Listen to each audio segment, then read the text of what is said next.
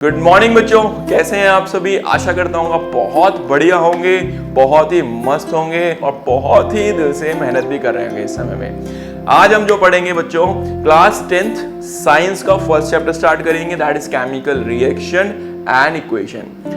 Tension मत लो, सारी science इतने मक्खन तरीके से क्लियर हो जाएगी कि एट द एंड आप जब इस सारी चीजों को पढ़ लेंगे तो कहेंगे सर हमें साइंस से सच में प्यार हो गया। और साइंस बहुत ही बेहतरीन सब्जेक्ट है।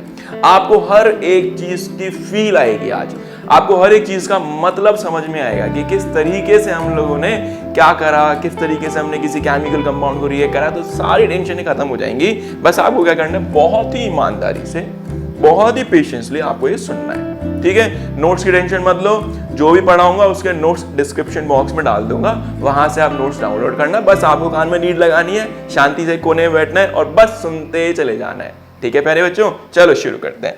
तो अपने पास जो हेडिंग है वो है केमिकल रिएक्शन एंड इक्वेशन। आइए यहीं से शुरू करते हैं कि भाई ये केमिकल रिएक्शन का क्या मतलब है। तो फटाफट से लिखते हैं केमिकल रिएक्शन क्या है। देखिए बच्चों, केमिकल रिएक्शन का क्या मतलब है। मान लीजिए प्यारे बच्चों, मैंने क्या करा, मैंने एक बीकर ले लिया, ठीक है। मैंने एक बीकर ले लिया, इसको बीकर बोलते हैं। अब आप कहेंगे बीकर क्या होता है। तो बच्चों ये ना कांच का एक ग्लास होता है, जैसे आप लोगों के घर में ग्लास होता है ना, ऐसे ही कांच का एक ग्लास होता है, इसको हम बीकर बोलते हैं। तो हम लोगों ने एक बीकर ले लिया, इस बीकर में मैंने इस बीकर में यहाँ से ए नाम का कोई केमिकल डाल दिया, केमिकल, ठीक है। यहाँ से मैंने क्या डाल दिया, कोई बी नाम का केमिकल डाल दिया। मुझे भी नहीं पता मैंने अभी कौन सा केमिकल डाला है। तो एक बीकर लिया, उस बीकर में मैंने यहाँ से ए नाम का केमिकल डाला, यहाँ से बी नाम का केमिकल डाला। अब ये दोनों केमिकल जाके आपस में क्या करेंगे, एक दूसरे के साथ इंटरैक्ट करेंगे, आपस में एक दूसरे के साथ कुछ रिएक्ट करेंगे और रिएक्ट करने के बाद बीकर के अंदर ही एक नई चीज का कुछ ना कुछ तो जन्म करेंगे। और वो नई चीज का जो जन्म हुआ बेटा वो है सी। बोलो बात समझ में आई। इसी चीज को बोलते हैं केमिकल रिएक्शन। इसी चीज को क्या बोलते हैं, केमिकल रिएक्शन। तो केमिकल रिएक्शन को हम कैसे डिफाइन कर सकते हैं। केमिकल रिएक्शन को हम ऐसे डिफाइन कर सकते हैं, व्हेन टू और more chemical compound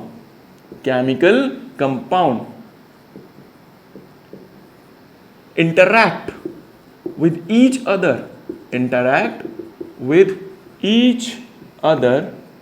then they form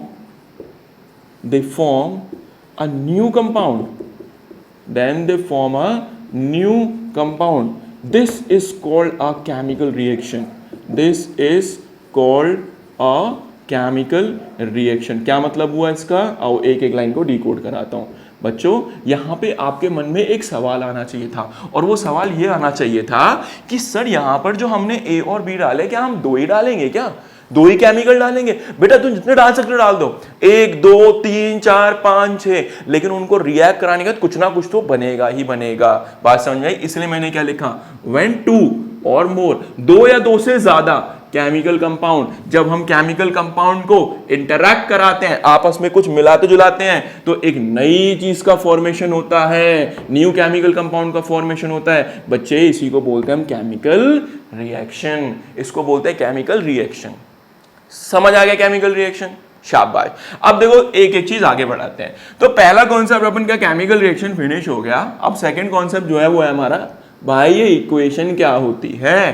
तो आइए अब सेकंड केमिकल चैप्टर की बात करते हैं, और वो क्या है हम लोगों की बच्चों, केमिकल इक्वेशन। कि केमिकल इक्वेशन का क्या मतलब है। देखो प्यारे बच्चे, मान लो कि यहां पर मैं ए ना लेकर मैंने लिया कार्बन, यहां पर मैंने बी ना लेकर मैंने लिया ऑक्सीजन, दोनों को आपस में रिएक्ट करा दिया बीकर के अंदर। थोड़ी देर मान के चल लेते हैं। और जो सी फॉर्म हुआ बेटा, वो फॉर्म हुआ CO2, कार्बन डाइऑक्साइड का फॉर्मेशन हो गया। मतलब हमने एक तरफ से कार्बन डाला, एक तरफ से ऑक्सीजन डाला, और बीकर के अंदर एक नई चीज का जन्म हो गया, and that is CO2, carbon dioxide. बात समझ में आई कि नहीं आई। तो अब हम लिखेंगे केमिकल इक्वेशन। क्या है केमिकल इक्वेशन, तो प्यारे बच्चे ध्यान से सुनना। Representation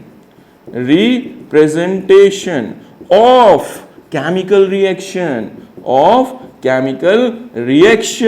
is known as chemical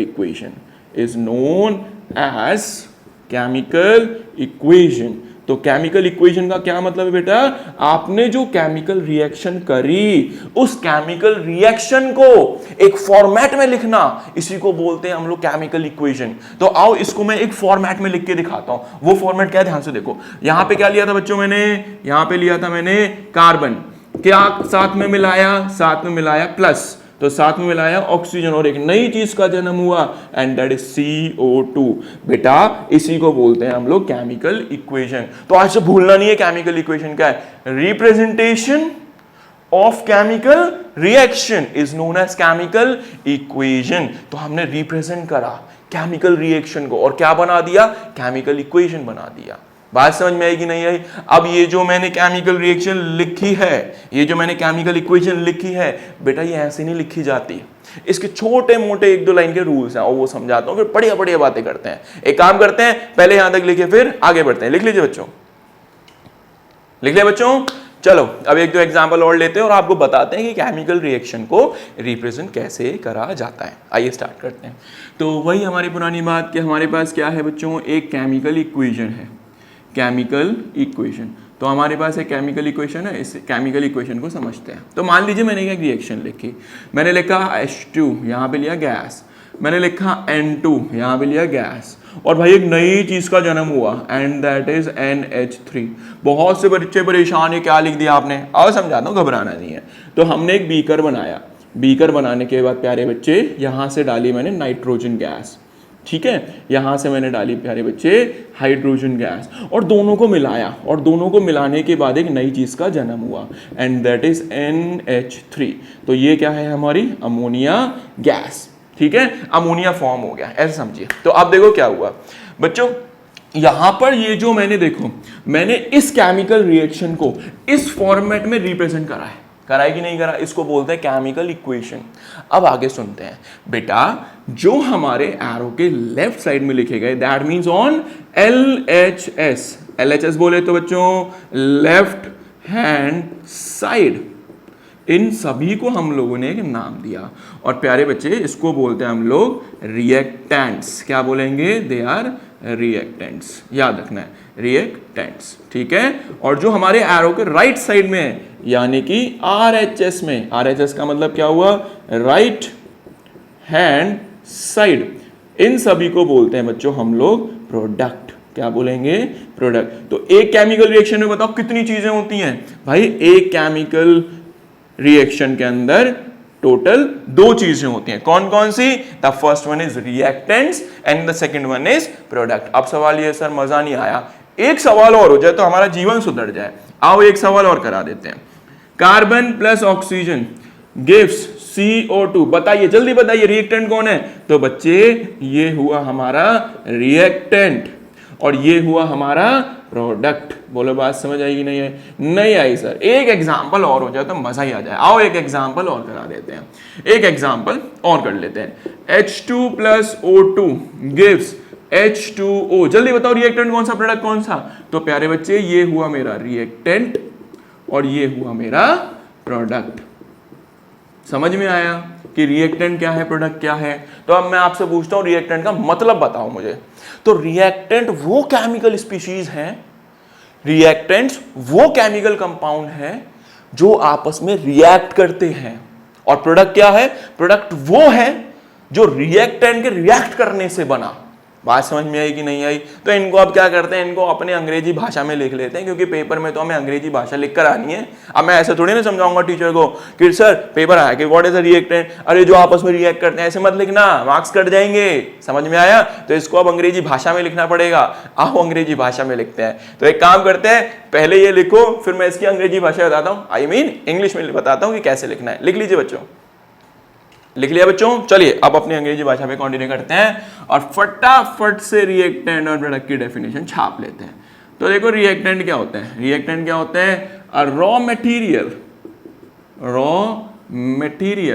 which is taken for the chemical reaction,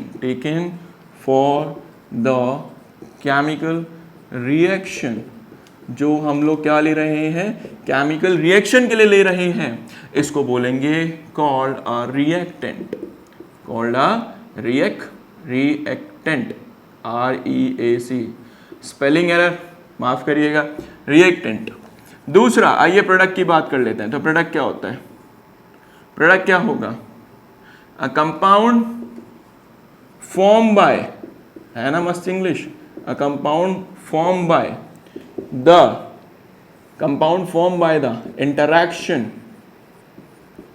interaction of two or more reactants called product। तो इसको हम क्या बोलेंगे? प्रोडक्ट बोलेंगे। घबराना नहीं है, नोट्स में सब मिल जाएगा, ठीक है, बिल्कुल टेंशन नहीं, टेंशन लेने की कोई जरूरत नहीं है। नोट्स में मैं आपको नीचे लिंक में देने वाला हूँ। वैसे भी तो आपको अभी समझ में आना चाहिए कि भाई रिएक्टेंट क्या होते हैं, प्रोडक्ट क्या होते हैं, ये सारी चीज़ें आज आपको क्लियर हो गई। तो अभी तक हमने क्या पढ़ा? हमने पढ़ा केमिकल रिएक्शन क्या है, हमने पढ़ा केमिकल इक्वेशन क्या है, हमने 2-3 एग्जाम्पल्स देखे, हमने रिएक्टेंट प्रोडक्ट के बारे में समझा। तो क्या यहाँ से चैप्टर की स्टार्टिंग आप लोगों को समझ में आई? तो बच्चों अब इस लेक्चर को, इस पार्ट को यहीं एंड करते हैं, क्योंकि लेक्चर बहुत लेंथी हो जाएगा, फिर आप वैसे भी नहीं पढ़ने वाले कि भैया बहुत बड़ा लेक्चर है, हम तो वैसे भी नहीं पढ़ पाएंगे। तो इसको यहीं एंड करते हैं, इसका लेक्चर नंबर 2 लेकर आते हैं और फिर वहां पे कंटिन्यू करेंगे। तो अब आपसे 2 काम, छोटे छोटे जो 2 काम आप लोगों को करने हैं। पहला काम, अगर आपने ये वीडियो पूरा देखा है तो आपको अपना नाम कमेंट सेक्शन में ज़रूर मेंशन करना है कि आप कहाँ से हैं, आपने कहाँ से ये वीडियो देखी, पहला काम। और दूसरा काम प्यारे बच्चे, दूसरा काम आपको ये करना है कि जिन बच्चों को इस चीज़ की सच में ज़रूरत है, बस उनके साथ ये वीडियो ज़रूर शेयर करना है। बस आपको ये 2 काम करने हैं। बाकी अब हम मिलेंगे आप सभी से नेक्स्ट लेक्चर में। तब तक आप अपना ध्यान रखना और तब तक के लिए बच्चों बाय बाय।